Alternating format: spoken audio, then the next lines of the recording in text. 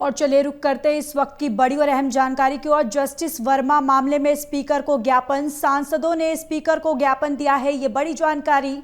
महाभियोग प्रस्ताव पर सांसदों के हस्ताक्षर, प्रस्ताव पर 145 सांसदों के हस्ताक्षर जो है वो किए गए हैं और महाभियोग प्रस्ताव पर सांसदों का हस्ताक्षर। ये बड़ी जानकारी, जहां जस्टिस वर्मा मामले में स्पीकर को ज्ञापन, सांसदों ने स्पीकर को ज्ञापन दिया है।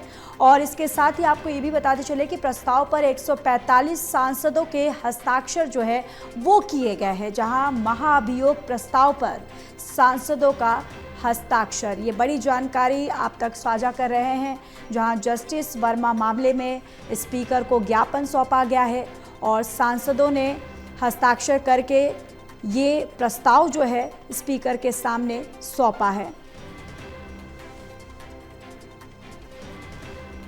तो महाभियोग प्रस्ताव पर सांसदों का हस्ताक्षर और प्रस्ताव पर 145 सांसदों के हस्ताक्षर हैं। जस्टिस वर्मा मामले में स्पीकर को ज्ञापन सौंपा गया है।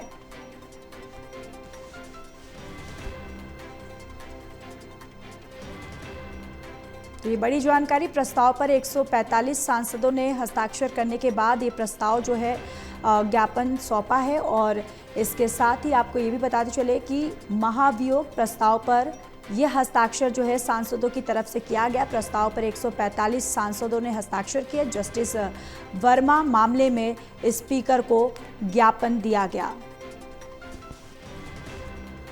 और महाभियोग प्रस्ताव पर यह हस्ताक्षर, जहां 145 सांसदों के हस्ताक्षर करने के बाद ये ज्ञापन जो है सौंपा गया। सांसदों ने स्पीकर को ज्ञापन सौंपा गया है। और इसी खबर पर ज्यादा जानकारी के साथ एसोसिएट एडिटर प्रदीप कुमार हमारे साथ फोन लाइन पर जुड़ चुके हैं। प्रदीप, क्या कुछ जानकारी है? यशवंत वर्मा को हटाने के लिए सांसदों ने लोकसभा अध्यक्ष को ज्ञापन सौंपा है। 145 लोकसभा सांसदों ने जस्टिस वर्मा के खिलाफ महाभियोग प्रस्ताव पर हस्ताक्षर किए हैं।